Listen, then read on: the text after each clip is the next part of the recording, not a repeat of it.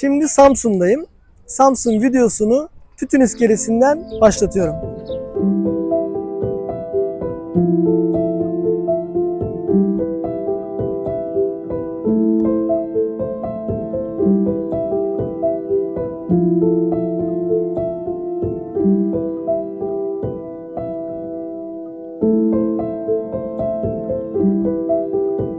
Tütün İskelesi 19 Mayıs 1919 yılında Mustafa Kemal Atatürk'ün milli mücadeleyi başlatmak için ilk adımı attığı yer. Bandırma vapuruyla İstanbul'dan Samsun seyahatinde Bandırma vapurunun yanaştığı iskeledir Tütün İskelesi. Tütün İskelesi Samsun Meydanı'na 5 dakikalık yürüme mesafesinde. Etrafında Yabancılar Pazarı var. Çevresinde yine yürüyüş parkurları var. Ben tasvip etmiyorum ama faytonla da gezebilirsiniz burada. Yabancılar Pazarı'nın eski ismi Rus Pazarı'ydı. Tabii sonradan sadece Ruslarla sınırlı tutmak istememişler ve ismini Yabancılar Pazarı olarak değiştirmişler.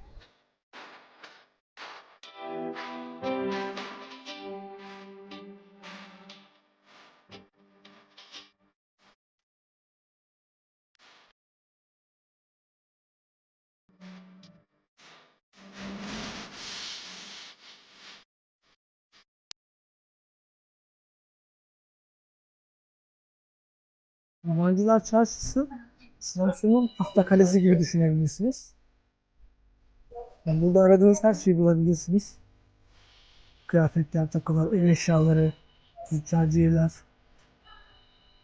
Yani aradığınız her şeyi bulabilirsiniz.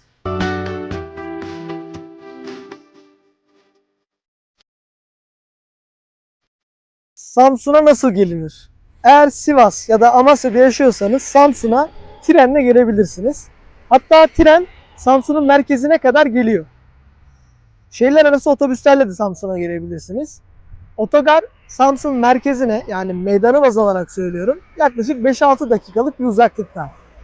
Diğer bir alternatif uçakla. Çarşamba Havalimanı şehir merkezine yaklaşık 25 kilometre uzaklıkta.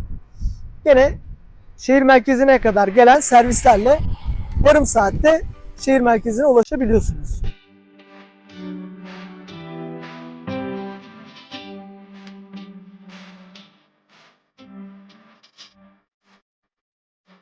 Google'a Samsun yazdığınızda çıkacak olan görüntünün tam önündeyim şu anda. Burası Onur Heykeli Anıtı veya Atatürk Anıtı da deniliyor buraya. Samsun'un meydanına yaklaşık 1-2 dakikalık bir yürüme mesafesinde burası. Yani burası da bir meydan sayılır aslında. Anıt o dönemin Samsun valisi olan Kazım Paşa tarafından Avustralyalı bir heykeltıraş olan Henrik Krippel'a yaptırılıyor. Heykel 29 Ekim 1931 yılında Samsun'un tam da bu noktasına yerleştirildi. Heykelin bulunduğu yer geniş bir yeşillik alan. Yürüyüş parkurları var. Sık sık buraya turlar geliyor. Böyle gördüğünüz gibi arka tarafındaki kalabalıkta. Burası Samsun'un ziyaretçilerin uğradığı bir nokta. Şehir merkezinde çok yakın burası. Daha doğrusu şehir merkezi burası. Yani geldiğinizde zaten ister istemez bu noktadan geçersiniz. Bu heykeli de görmüş olursunuz. Şimdi Samsun Müzesi'ne geldik. Samsun Müzesi liman yolunda. Yani ana yoldan içeriye giriyorsunuz. Liman yolunun içinde. Giriş 60 TL. Müze kart geçerli. 65 yaş üstüne ücretsiz. Ama müze kartta ücretsiz bir şekilde girebiliyorsunuz. Müze kartınız yoksa ve Türk vatandaşıysanız 60 TL'ye zaten müze kart satın alıp bir de unutmadan müze kartlar artık online olarak alınıyor. Yani bir uygulama indiriyorsunuz, müze kart uygulaması. 60 TL'ye müze kartı satın alabiliyorsunuz ve bir yıl boyunca da kullanabiliyorsunuz. Buraya da o müze kartla ücretsiz bir şekilde girebiliyorsunuz. 2023 yılında yapıldı bu bina. Bina yeni ve kronolojik olarak çok güzel bir düzenleme yapılmış içeride. Yani modern bir bina. Gezmesi de çok keyifli. Tekerlekli sandalye ile de çok rahat bir şekilde içeriye girip gezebiliyorsunuz.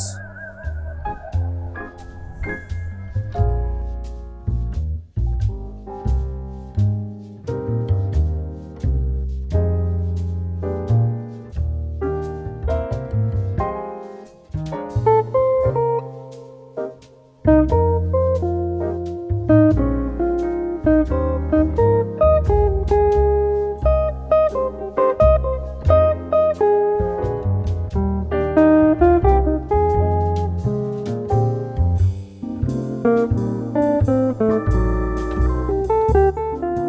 yüklü hafif, pahalı ağır şeylere geldik.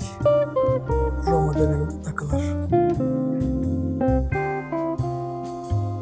Roma döneminde kız istemeye gittiğinde bunları muhakkak almak gerekiyormuş.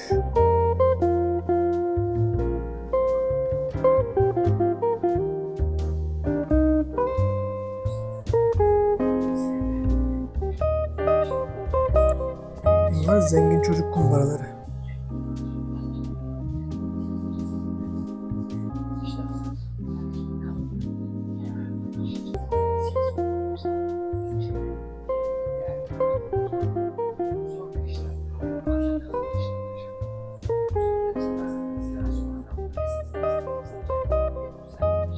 Eski dönem darphanesi.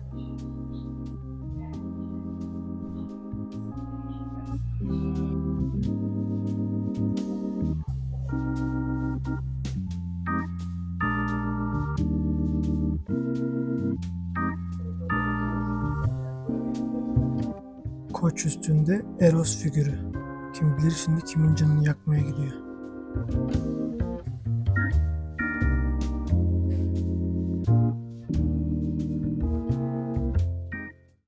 Şimdi Saathane Meydanı'ndayım.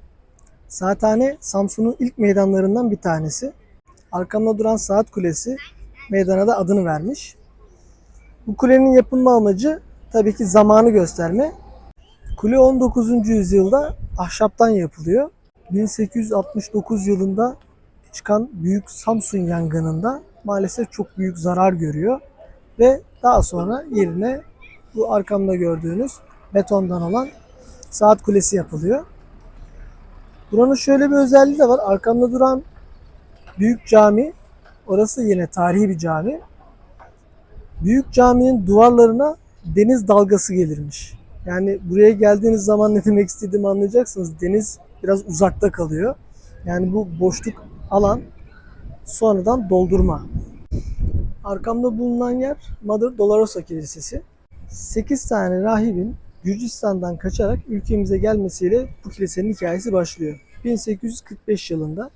O zaman bu bölgede kilise yok ve Katolik inancına sahip halk bu bölgede kilisesi olmadığı için de bu 8 tane rahibi sahipleniyor ve buraya gelip kilise kurmaları için ön ayak oluyorlar. 5. Murat döneminde de 5. Murat özellikle Hristiyan halkının dinini yaşayabilmesi için kiliseleri olması gerektiğine inanan bir kişi ve Hristiyan halkına olan saygısından dolayı dinlerini özgürce yaşayabilmeleri için burada bu kiliseyi kurmalarına izin veriyor. Şimdi Samsun'la ilgili az bilinen bir şey bu. Samsun'un döneri de meşhur. Buna güzel bir örnek Çiftlik Caddesi'nde. Bu arada bu cadde de çok meşhurdur. Çiftlik Caddesi. Aynı İstanbul'un İstiklal Caddesi gibi Samsun'da Çiftlik Caddesi var. Asıl adı da haritada baktığınızda İstiklal Caddesi olarak görünüyor zaten burası. İstiklal Caddesi'nde Çalıkuşu. Meşhur da bir dönerci. Gayet de lezzetli bir örnek sunuyor. Bir adet dürüm döner, yanında da yayık ayranı 265 TL. Yani 8 dolar civarı bir şey ödüyorsunuz. Ama değer, girip denemenizi tavsiye ederim. Şimdi Çakırlar Korusu'ndayız. Arıkondu. Burası Atakum merkeze yaklaşık 19 kilometre Bafra tarafına doğru kalıyor. Atakum Belediyesi'ne ait koruluk burası. İnanılmaz huzurlu, inanılmaz sessiz, her anında görsel şölen sunan bir yer burası. Şimdi Atakum çok uzun bir sahil boyu var. Her taraf deniz, kafe, restoran. Yani çok güzel bir yer Atakum. Ama bazen o gürültüden, o kargaşadan sıkılırsınız. Çok uzak değil yani 15-20 dakikalık bir uzaklıkta. Burası gerçekten cennet gibi bir yer. Ahşap bir platform var koruluğun içinde. Bu platformda yürüyüş yapabiliyorsunuz. Bayağı uzun bir platform bu. Ormanların içinde güvenli bir şekilde gezebiliyorsunuz.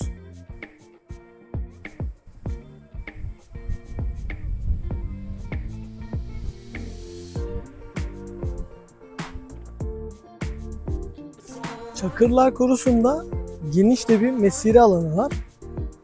Burada hem piknik yapabilir hem de buradaki aktivite alanlarını kullanabilirsiniz. Basketbol sahası, voleybol sahası, halı saha, hatta tenis kortu bile var. Buraya geldiğinizde hepsini kullanabiliyorsunuz. Şimdi Gazi Müzesi'ne geldik. Eski adıyla Mantika Palace. Burası eski bir otel. Mustafa Kemal Atatürk Samsun'a geldiğinde burada konaklıyor. Daha sonradan burası müze haline getiriliyor ve ismi Gazi Müzesi. Mecidiye Caddesi'nde yer alıyor burası. Geldiğinizde ziyaret etmenizde fayda var.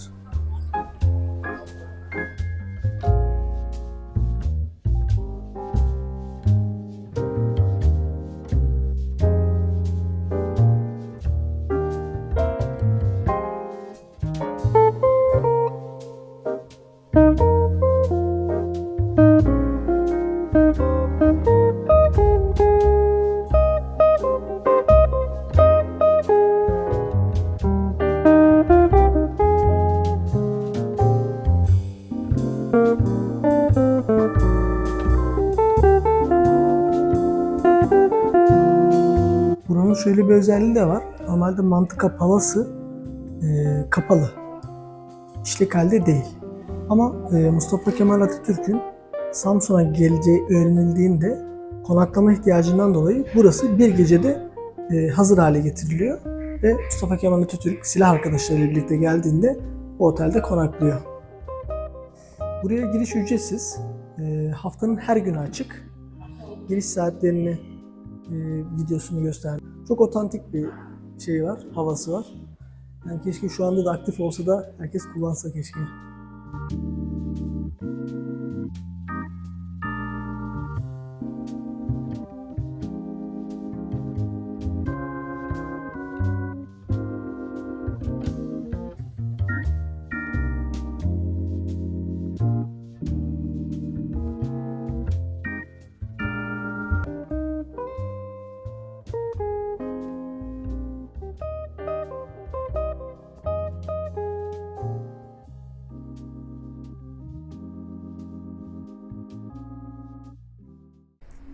Baruthane Virajı'nda Batı Park'ta bulunan bowling salonundayız şimdi. Burası normal bowling salonlarından bir tık büyük. İçeride farklı aktiviteler de var. Gelin bakalım.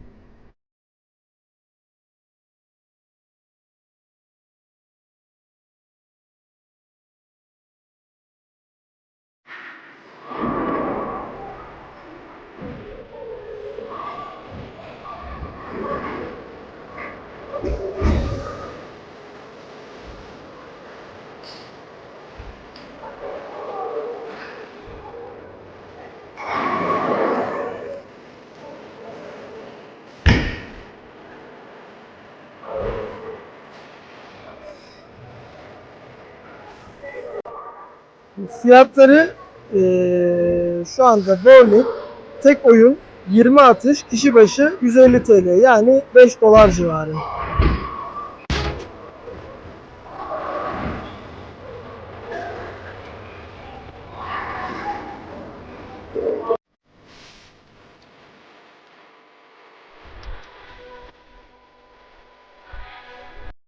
Şimdi Batı Park'ta bulunan Amazon köyüne geldik. Daha doğrusu Amazon kadınlarının köyüne geldik.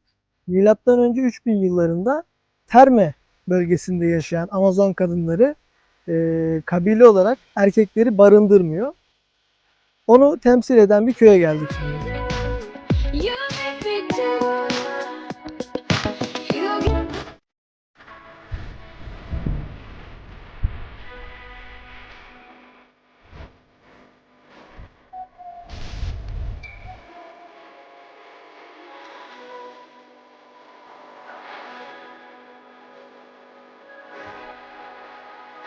Amazon kadınları aralarında erkekleri barındırmıyorlar.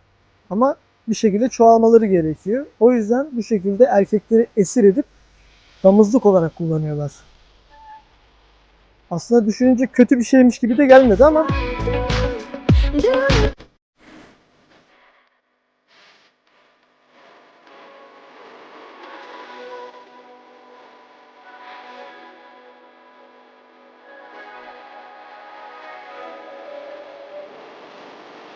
İşte ortama erkek almadıkları için bir medeniyet geliyor. Görüyorsunuz o dönemlerde milattan önce 3. yüzyılda klima kullanıyorlarmış.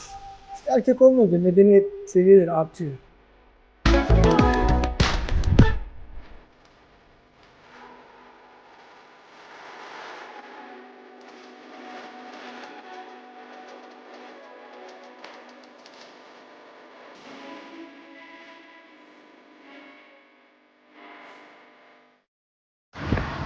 Canik Belediyesi'ne geldik.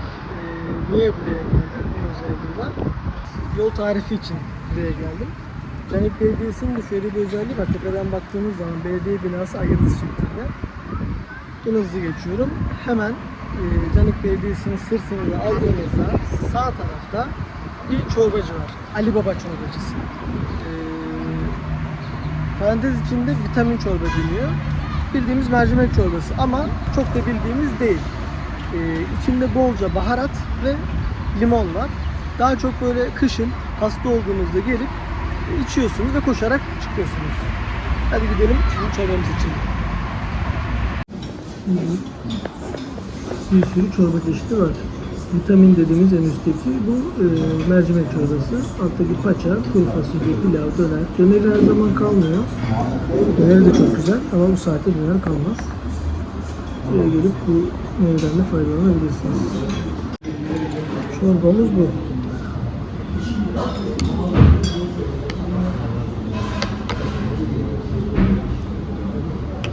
Mercimek çorbası ama büyük ihtimal et suyu var içinde.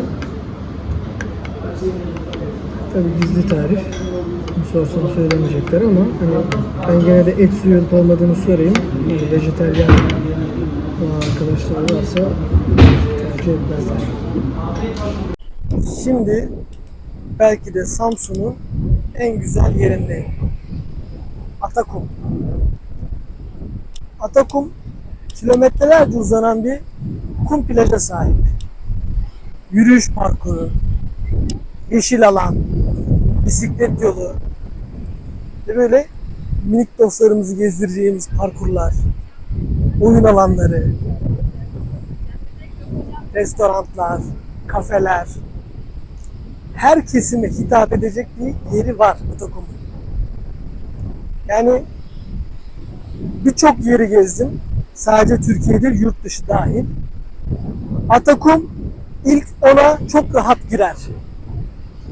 Hani keşke şiir yazabilsem, şarkılar besteleyebilsem de Atakum'u size öyle anlatsam. Çok abartıyorsunuz diyenlere de hodri meydan. Gelip burayı görsünler. Ondan sonra da anlattığım gibi değil desinler. Buradaki tek sıkıntı, aslında sıkıntı değil yani bunu seven de olabilir. Çok hırçın bir deniz var. Yani Temmuz ayında olmamıza rağmen biraz dalgalı. Yani deniz tatili olarak Atakum neden tercih edilmez? Bundan dolayı. Yani denizi de güzel olsa herhalde yani gerçekten abartısız söylüyorum. Dünyada sayılı sahillerden bir tanesi olur Atakum.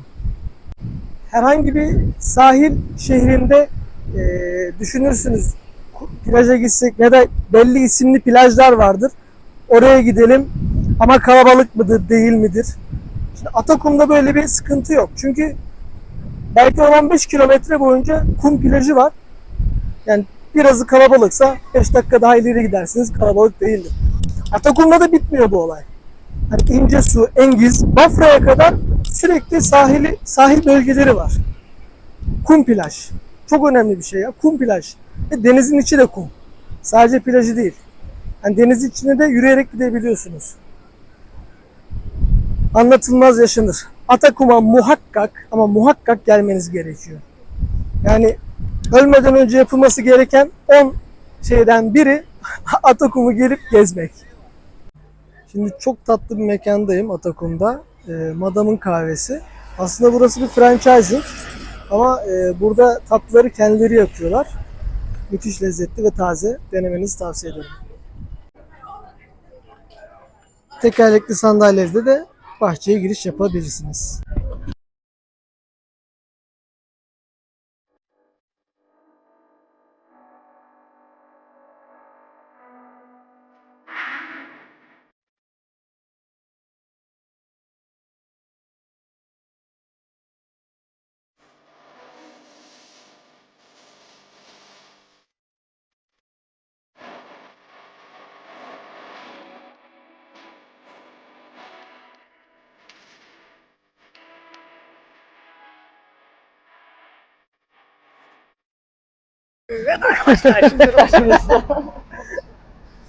Şimdi Samsun'un ünlü mimarı Samet Karagöl'le Atakum'da dolaşıyoruz.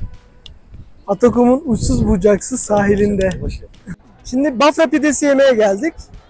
Koray Çatan restoranttayız. Burası Samsun'dan Bafra'ya giderken ana yol üstünde. Bir porsiyon Bafra pidesi 250 lira. Yani 7,5 dolara tekabül ediyor. Burayı çok övmek isterim. Hani uzun uzun övmek isterim ama o kadar vaktim yok. Sadece şunu söyleyeyim. Çok lezzetli Bafra pidesi yapıyor ve içerisi pırıl pırıl. Menüde sadece Bafra pidesi yok. Birçok pide çeşidi var. Hani menemen var, kahvaltılık var. Biz Bafra pidesi yemeye geldik. Bafra pidesi yedik ve çok başarılı. Şimdi de Bandırma Vapuru'nun tasvirinin bulunduğu Açık Hava Müzesi'ndeyiz.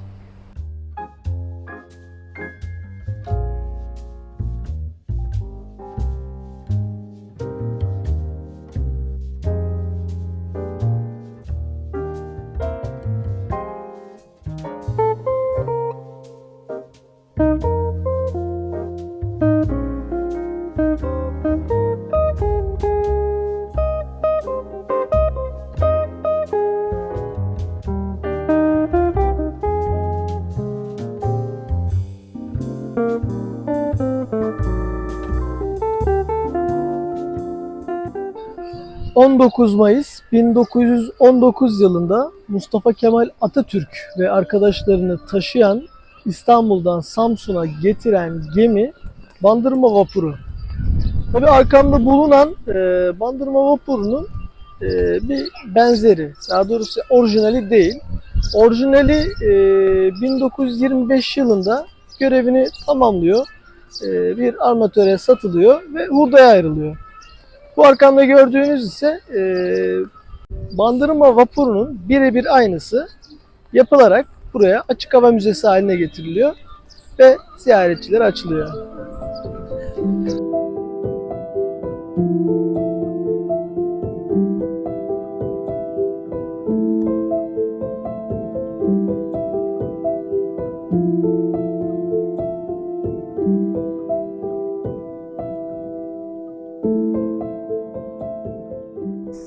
Şimdi Çakallı'dayım.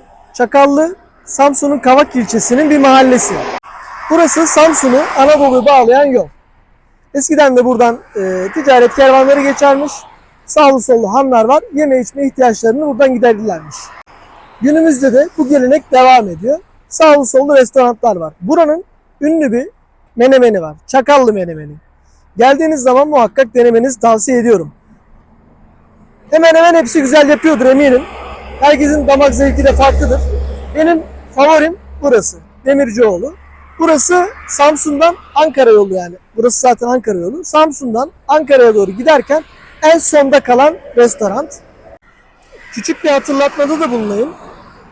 Burası yaklaşık 2,5-3 kilometrelik bir yol. Şimdi iki tarafta da sürekli bu şekilde radar ve polis kontrolleri oluyor. Yani zaten hızınızı yavaşlatmanız gerekiyor. Bir de çok fazla restoran olduğu için bu arkadaşlar yola atlayabiliyor. O yüzden biraz daha dikkat edelim. Biraz daha özen gösterelim. Hızımızı yavaşlatalım ki hem bu arkadaşlarımızın canına zarar gelmesin hem de bir kazaya mahal vermeyelim. Birazdan size çakallı menemeninin tarifini de vereceğim. Şimdi menemenimiz geldi. Bu menemeni diğer menemenlerden ayıran şey, tereyağını pişirdikten sonra, tereyağını kızdırdıktan sonra domatesi, kabuksuz domatesi büyük büyük doğruyoruz. Domates piştikten sonra çatal yardımıyla ya da bir patates püresi yaptığımız zaman zingolar var ya, onlarla bir güzel eziyoruz. Sonra bir avuç kaşar, üstüne de domatesin yumurtanın sarısı. Beyazını kullanmıyoruz. Yumurtanın sarısını atıyoruz ve bu şekilde karıştırarak pişiriyoruz. Kaşar eriyene kadar. Bu bir sır değil. Bunu internetten de bunun tarifini bulabilirsiniz.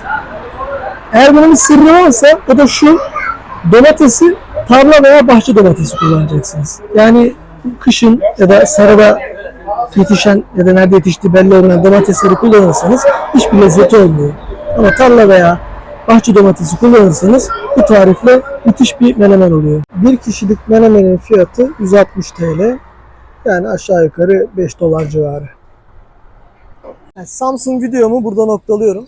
Samsun tabii ki gelip gezilecek bir yer ama aynı zamanda da çok rahat bir şekilde yaşanılacak da bir yer. Yani her sahil şehri burası gibi değil. Burası hem büyük bir şehir hem de istediğiniz an bu kalabalıktan uzaklaşıp kafa dinleyebileceğiniz yerler var. İstediğiniz an bu kalabalığın içine girip bu yoğun hayatta yaşayabilirsiniz. Gece hayatta yaşayabilirsiniz. Gündüz hayatta yaşayabilirsiniz. Her keseye uygun bir hayat var burada. Beni izlediğiniz için teşekkür ederim. Kanalıma abone olup videomu beğenirseniz bu beni motive eder. Bu tarz videoların da gelmesinde beni teşvik etmiş olursunuz. Bana olumlu veya olumsuz yorum yapabilirsiniz. Eleştiri veli nimettir. Kendimi geliştirebilmek adına sizin yorumlarınıza ihtiyacım var. Şimdiden teşekkür ederim.